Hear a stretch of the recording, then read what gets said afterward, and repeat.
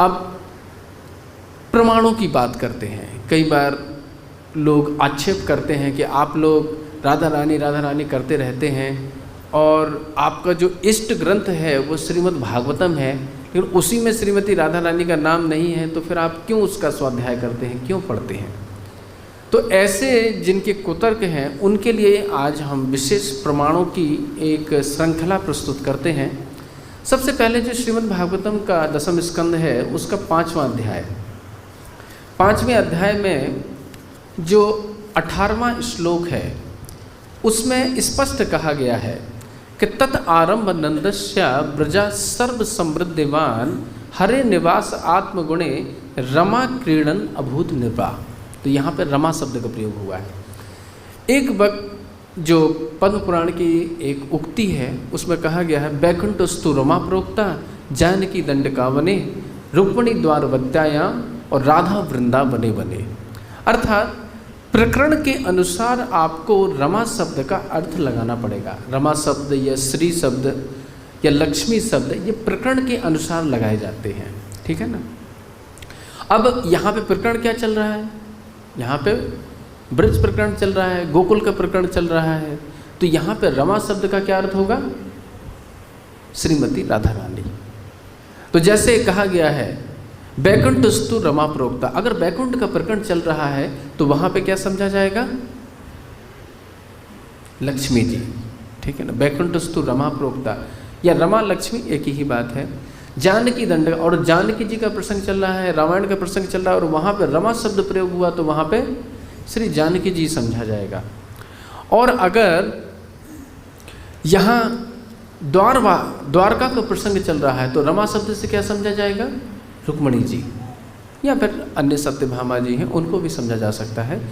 और राधा वृंदावने बने, अगर श्रीमती राधा रानी को कब इंगित किया जाएगा? जब वृंदावन का प्रसंग चल रहा है। तो यहाँ पे स्पष्ट लिखा हुआ है 10वें स्कंद का 5वां अध्याय और 18वां श्लोक हरे निवास आत्मगुणे, कि जब भगवान श्री कृष्ण प्रकट हो गए तो श्रीमती राधा रानी भी एक छोटी सी बालिका के रूप में यहाँ ब्रज में रावल में क्रीड़ा करने लगी।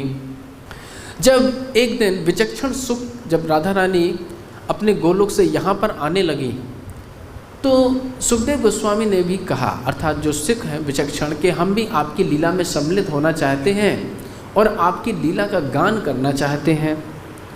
इस प्रकार से जब उन्होंने कहा कि आपकी लीला का गान करना चाहते हैं तो राधा रानी ने कहा ठीक है, तुम हमारी लीलाओं का अवश्य गान करो। 2 चीज़ों का स्मरण रखना कि जितनी लीला है उन सभी का गायन करना, और दूसरी बात हम सखियों का नाम कभी मत लेना, क्योंकि कभी अनधिकारी व्यक्ति अगर हमारी कथाओं को सुनेगा तो हमारी नाम को कहीं उछालने ना लगे, उसके मन में कहीं कोई अन्य भाव ना आ जाए। तो इसलिए हमारे नाम को कदापि मत कहना, लेकिन जितनी भी लीला है हमारी और कृष्ण की उन सभी वार्ताओं को स्पष्ट रूप से कहना। इसलिए सुखदेव गोस्वामी ने कभी नाम नहीं लिया, लेकिन संबोधनों के माध्यम से या फिर कहें जो सर्वनाम शब्द है उसके माध्यम से कई बार श्रीमती राधा रानी को इंगित किया है। अगर आप रास पंचाध्याय की श्री जीव गोस्वामी पाद की वैष्णव तोषणी टीका और श्री साराथ दर्शनी जो श्री विश्वनाथ चक्रवर्ती ठाकुर पाद की टीका है, अगर उसको विस्तार से पढ़ेंगे तो उसमें उन्होंने स्पष्ट रूप से लिखा हुआ है, जब श्लोकों की इन सर्वनाम शब्दों की व्याख्या आती है तो जीव गोस्वामी पाद अपने हृदय पर हाथ रखते हुए और राधा रानी से क्षमा याचना करते हुए कहते हैं कि यद्यपि हे स्वामी जी, आपने हमें आदेश दिया था कि आपका नाम नहीं लेना है, लेकिन भावावेश में आपका नाम हमसे लिख गया है और निकल गया है। अब लिख गया तो लिख गया, अब क्या करें। तो इसलिए अब वास्तव में हम जीवों पे कृपा करने के लिए ही वहाँ पे उन्होंने ये सारे प्रमाण दिए। कोई कह सकता है कि आप कहाँ से बोल रहे हो, तो हम कहीं अन्य से नहीं बोल रहे हैं, हमारे ही आचार्यों ने जो टीकाओं में जो नाम है स्पष्ट रूप से वहाँ पे लिखा हुआ है। अगर जैसे आप रामस्पद का जो श्रीमद् भागवतम का 10वें स्कंद का 30वां अध्याय देखें, जब गोपियाँ कृष्ण का अन्वेषण कर रही हैं, कृष्ण गोपियों को छोड़ करके भाग गए हैं और छोड़ करके भागने के बाद फिर क्या हुआ है कि कृष्ण यहाँ वहाँ घूम रहे हैं, एकांत में हैं, इधर गोपियाँ अनेक वृक्षों से, लताओं से, फूलों से, पृथ्वी से, सभी से पूछ रही हैं कि आपने हमारे कृष्ण को देखा क्या। तो वही यहाँ पे दर्शाया जा रहा है। तो 30वें अध्याय का सबसे पहले जो 11वां श्लोक है, उस श्लोक में गोपिकाएं कहती हैं कि कांता अंग संग कुछ कुमकुम रंजिताया। ये 11वां श्लोक है 30वें अध्याय का। इसमें स्पष्ट बोला है कांता संग। जब भगवान श्री कृष्ण के सुंदर चरण चिन्हों को गोपियाँ देखती हैं और उन चरण चिन्हों में भगवान के 19 चरण चिन्ह विराजमान हैं, 19 चरण चिन्ह में भी कुमकुम रंगी हुई है। कौन सी कुमकुम है वो? तो बोल रहे हैं कांता संग, कांता अंग संग कुछ कुमकुम रंजिताया। प्रेम में श्रीमती राधा रानी के वक्ष स्थल पे जो कुमकुम लगा था वह श्री कृष्ण के चरणों पे विराजमान हो गया था, और उन्हीं चरणों से जब वह श्री वृंदावन की भूमि पे विचरण कर रहे थे तो वह उन्होंने देखी। तो ये कांता शब्द किसके लिए है? अब राधा रानी का नाम तो नहीं लिखा गया, लेकिन यहाँ पे क्या बोल दिया गया? श्रीमती राधा रानी को ही इंगित किया गया। फिर इसके बाद आगे फिर बोला जा रहा है, फिर अन्य इस प्रकार से वो लीलाओं का स्मरण करने लगी और भगवान की जितनी भी लीलाएं हैं उनका अनुकरण करने लगी।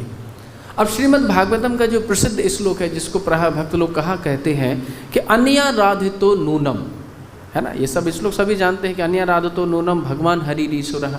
जब गोपिकाओं ने, सभी समस्त गोपिकाओं ने इस यूथेश्वरी अर्थात श्रीमती राधा रानी की भावभंगिमा और उनके ऐश्वर्य को देखा तो इनको समझ में आ गया कि वास्तव में अगर कोई भगवान की भक्ति कर रहा है या कृष्ण की सेवा कर रही है तो यही गोपी है। अन्या राधितो नूनम, इसने ही जैसे हरि की सेवा की है ऐसी सेवा हमने तो कभी नहीं की। तो यहाँ पे जो अन्या शब्द है, सर्वनाम शब्द है, ये किसके लिए है? श्रीमती राधा रानी के लिए। इसके ठीक एक पहले श्लोक है, इसमें भी जब ये चरण चिन्हों को खोजते हुए जा रही हैं तो कस्या पदानी एतानी याताया नंद सूना। तो उन्होंने देखे कि 4 चरण चिन्ह दिख रहे हैं इनको। 2 चरण चिन्ह किसके हैं? भगवान श्री कृष्ण के हैं, और उनके ठीक बगल में श्रीमती राधा रानी के भी 19 चरण चिन्ह विराजमान है। राधा रानी का पैर थोड़ा छोटा है, कृष्ण का थोड़ा बड़ा है।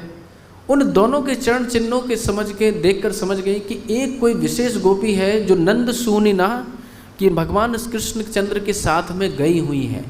तो इससे उनको समझ में आ गया कि यहाँ पे विशेष कोई सखी है। तो यहाँ पे कस्या, ये भी एक सर्वनाम शब्द है। कस्या, कोई एक गोपी है, पदानी चैतानी, कि जिसके कृष्ण के साथ में ये चरण मिलते हुए दिख रहे हैं।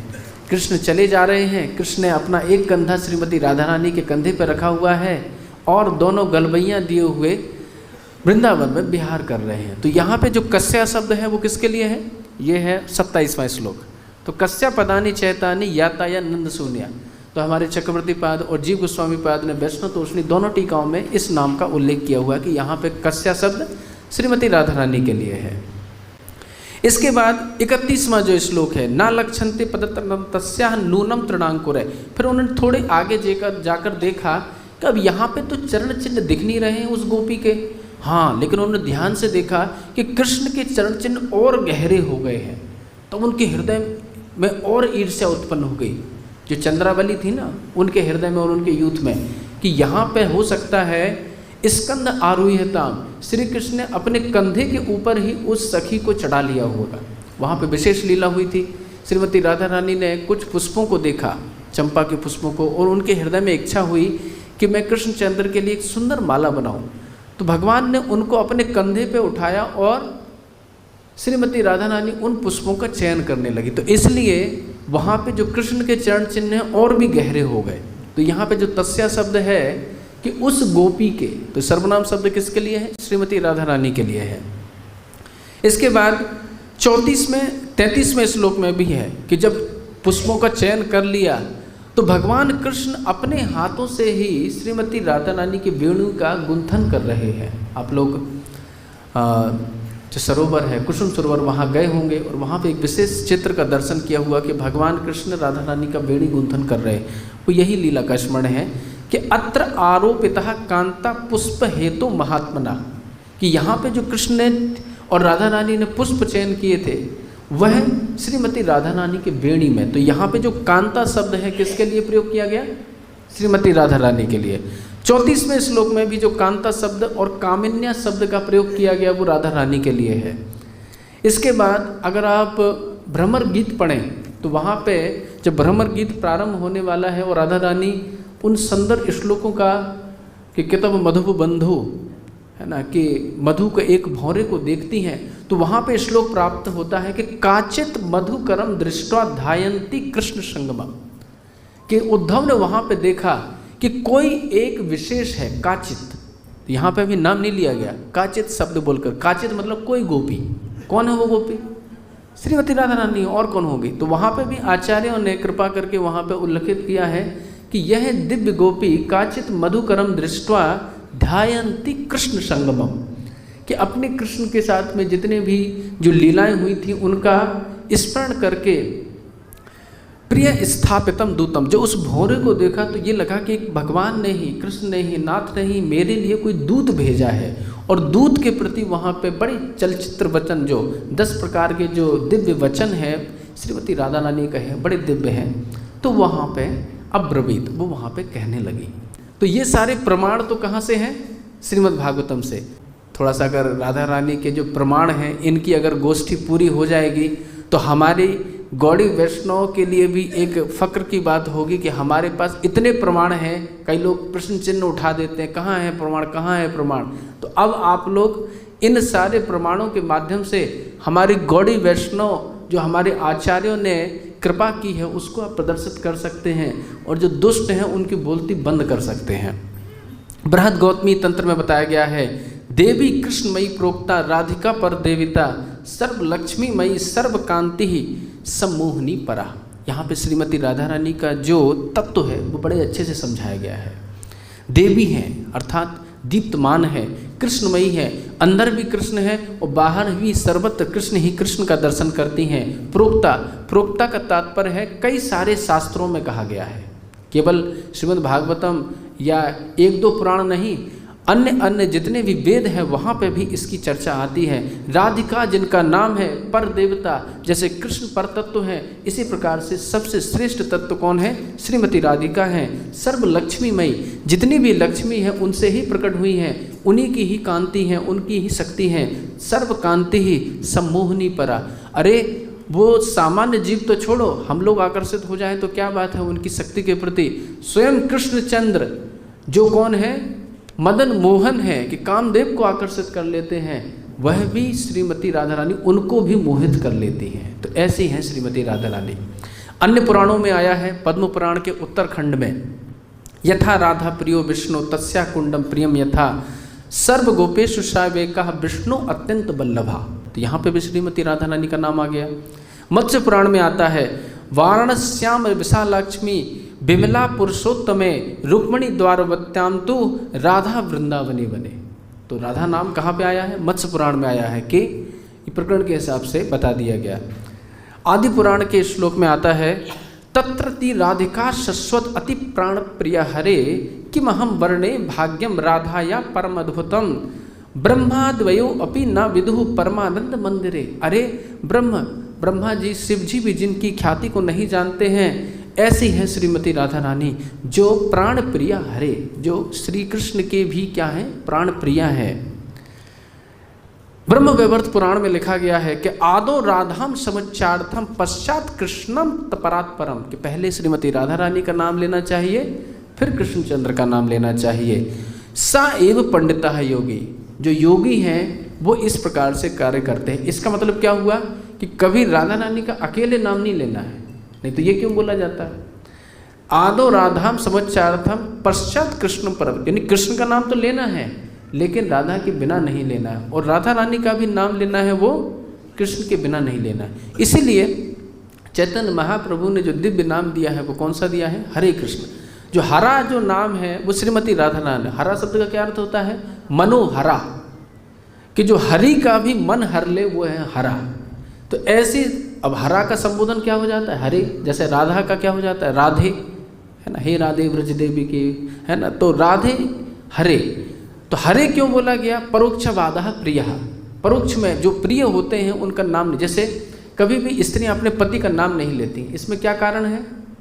प्रिय वस्तु का कभी नाम नहीं लेना चाहिए। इसलिए राधा रानी भी कृष्ण का कभी नाम नहीं लेती हैं और कृष्ण भी कभी भी राधा रानी का नाम नहीं लेते हैं। तो कहने के लिए तो राधा तत्व के ऊपर तो 1-2 सप्ताह भी कहा जाए तो बहुत कम है। इसी के साथ मैं अपनी वाणी को विराम करता हूँ। हरे कृष्णा। ग्रंथराज श्रीमद् भागवतम की, श्रीमती राधा रानी की। गोकुल की लीला न्यारी रे,